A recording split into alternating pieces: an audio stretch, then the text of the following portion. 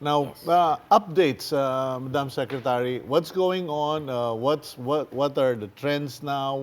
What are your teams doing at the DOT? Okay, so far, well, you may want to have updates on Boracay.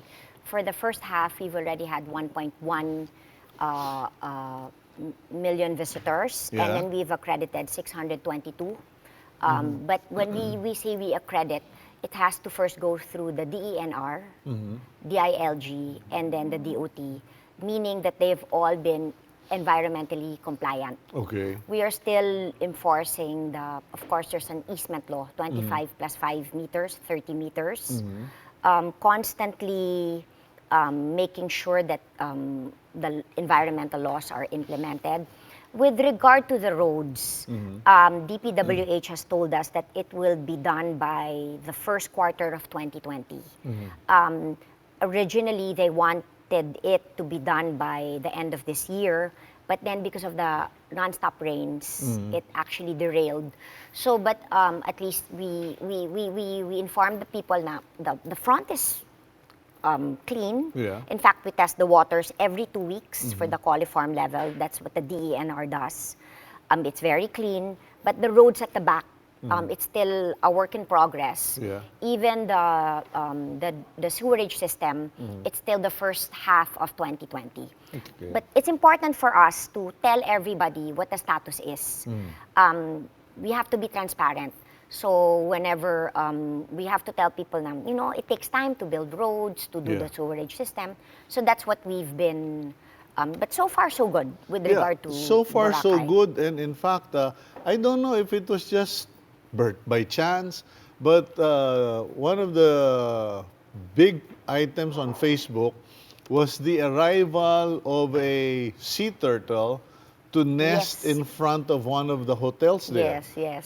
And Facebook netizens were making a big deal out of it. It's like, this is evidence that the clean. turtles now feel safe. Yes. Because there seems to be less people in the waters, and very, the beaches themselves are accessible. It's clean. The normal coliform level is at 100. Okay. It's now from 0 to 15. But before Boracay was closed, it was at 1 million, the Wow. coliform. Okay. So you can imagine how from 1 million now to 0 to 15. But of course, the DENR, care of Sec Roy Simatu, Yeah. they will make sure that if it's above 100, no swimming allowed. Okay. Now, what's the situation? Because I, for one, we were thinking of going, but my friend said, "Oh, you can't." I said, "Why can't I go? Boracay is just, a drive and a hop away." And they said, "No, do you have a booking?" Yes, And I because said, there's a carrying capacity. Yeah. It's 19,215, which is about 6,405 arrivals a day.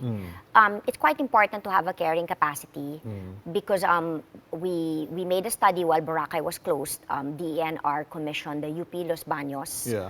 They were there for 3 months. And even not only here, but all over the world, we talk about carrying capacity already. Because They do it in Thailand already. because of over-tourism. Yeah. So in fact, when I attended the G20 of the tourism ministers meeting, they were quite impressed that we've been actually implementing, especially in Boracay, the carrying capacity. Okay. But then what's good naman, so far we've been implementing the carrying capacity. But what was good, I think, with the closure of Boracay, it allowed other islands. We have 6,461 islands. To get the same amount of attention. Same amount of attention. Remember when Boracay was closed, Yeah. Condé Nast called Siargao Island the best island. Okay. Although for this year, we're number 8 all over the world, according to Condé Nast Traveler. And they've already said that, of course, Palawan, Boracay is again number 1, and Cebu. In Cebu. So it allows the lesser known destinations to be known.